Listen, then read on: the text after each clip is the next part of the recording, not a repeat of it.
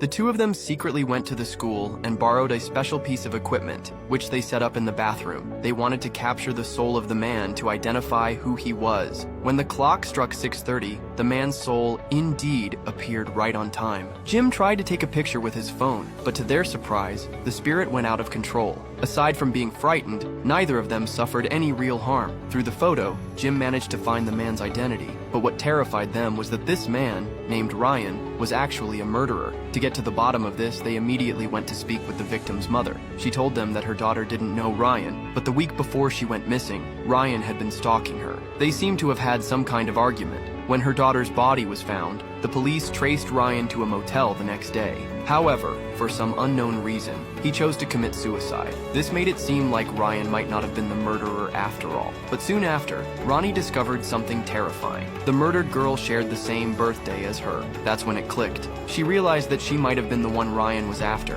The next day, Ronnie's father's soul appeared at the dinner table, just like it did every day. Jim quickly noticed something was off. Ronnie's father was holding a newspaper from 8 years ago, but he had passed away 10 years ago. Even more bizarre, the newspaper reported 2 girls who had mysteriously disappeared just before their birthdays. The man took a doctor hostage. In this situation, John couldn't afford to shoot because if Mike were shot and killed, the bone marrow inside him would become useless, leaving no hope for his son, who was suffering from leukemia. With no choice, John had to surrender and watch as Mike made his way out. But John knew Mike wasn't out of the woods yet. There was still a long way to go before he could escape the hospital. Mike then decided to bring in a large amount of acetylene and sprayed it all over the electrical room. But just as he finished, John arrived. Mike quickly threw a lit cigarette into the room, and the gas was instantly ignited. The power to the entire hospital was knocked out. Taking advantage of the moment, Mike rushed to the other side of the building, but the steel door was locked, and a large number of police had already gathered below. Without hesitation, they opened fire. In a desperate moment, John arrived just in time. To prevent Mike from being shot, he fired and shattered the lighting fixtures. Mike immediately seized the opportunity, broke the glass. There, he took the warden hostage. With the warden's cooperation, Mike quickly took control of the entire prison. However, what Mike didn't know was that the pursuing police had already infiltrated the prison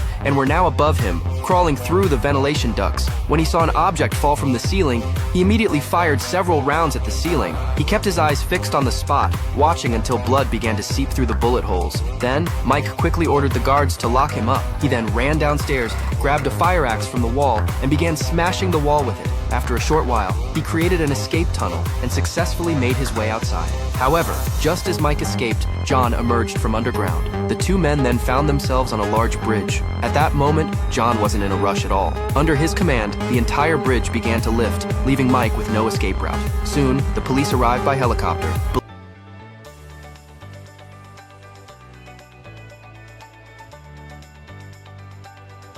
The woman simply poured herself a cup of coffee, and the entire office gave her strange looks. The next day, a new coffee pot appeared on the table, with a sign that said colored only. Just because of her skin color, all her white colleagues looked down on her, but it was this very person who found the reason for the rocket's repeated launch failures, and even calculated the exact data. Catherine was called into the supervisor's office, because the rocket data was confidential. As a black person, she wasn't supposed to have access to it. Faced with her supervisor's doubts, Catherine had no choice but to tell him that she saw the data through the light. The supervisor tested it, and indeed, it was visible. He didn't blame her. Instead, he instructed the engineers to give her all the data from now on. For the first time, Catherine was recognized by her supervisor. Catherine worked even harder, even when she was sick. She pushed through, but she could never hold back her urgent need to use the restroom. That day, it was raining heavily. She was drenched like a soaked chicken after a trip to the restroom. Meanwhile, her boss had been looking for her and couldn't find her. He scolded her for it. "Why do you slack off at work every day?"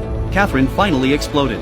There are no colored bathrooms in this building, or any building outside the West Campus, which is half a mile away. Did you know that? I have to walk to Timbuktu just to relieve myself. My uniform, skirt below my knees, my heels, and a simple string of pearls. Well, I don't own pearls. Lord knows you don't pay colored enough to afford pearls. And I work like a dog, day and night, living off a coffee from a pot none of you want to touch! After speaking, she grabbed her bag and walked out. She had enough of the hypocrisy of these white people. But soon after, her boss came to the restroom, picked up an iron bar and forcefully smashed the colored sign on the door, and said, "No more colored restrooms. No more white restrooms. Just plain old toilets. Go wherever you damn well please. Here at NASA, We all pay the same color. At that moment, the supervisor's actions gave great comfort to those hardworking black employees. Finally, after all the employees' efforts, 20 days later, America's first manned spacecraft successfully orbited for 15 minutes. The astronauts safely returned. After the announcement, the whole country was immersed in joy, but inside NASA, no one was relaxing, because if they wanted to truly send astronauts into space, they still needed to calculate even more precise data and trajectories, without any margin for error. For this, Catherine did a lot of calculations, but they couldn't keep up with the changing space data. To access real-time data, she applied to the engineers to attend the joint meetings for the Mercury program. Paul rejected her without hesitation. Catherine then went directly to her supervisor to apply.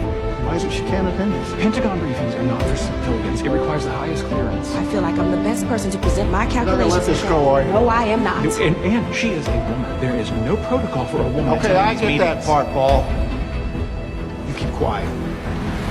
Thank you.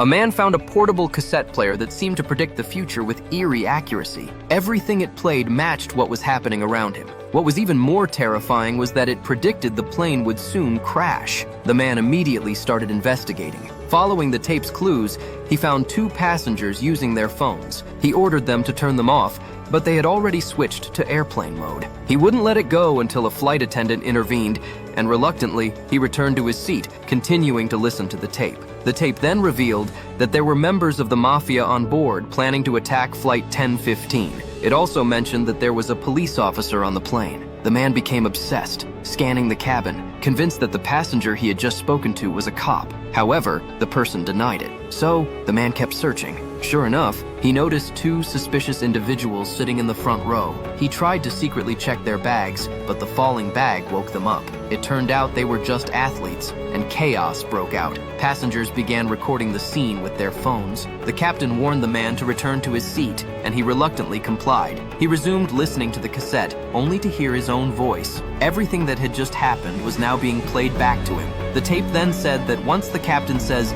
"Good night, New York," the plane will disappear forever. Panicked, the man rushed to find the captain and told him everything he knew, but the captain dismissed him. Meanwhile, the man was restrained, and he realized that there was indeed a police officer on the plane. However, he was now being watched and could no longer listen to the tape. As the predicted time approached, the man grew increasingly anxious, knowing that the plane was about to crash. He tried to convince a female officer, but she didn't believe him. The man was about to board the plane when he noticed a series of strange coincidences. The boarding time was 10:15, the flight number was 10:15, and today happened to be October 15th. Everything seemed too much of a coincidence, making the man feel uneasy. He saw the captain greeting passengers and asked if the flight was normal today. After hearing the captain's reassuring answer, the man sat down, feeling a bit more at ease. He noticed a portable cassette player in the seat in front of him. Unable to resist, he put on the headphones and started listening. To his horror, the tape seemed to be describing everything happening around him.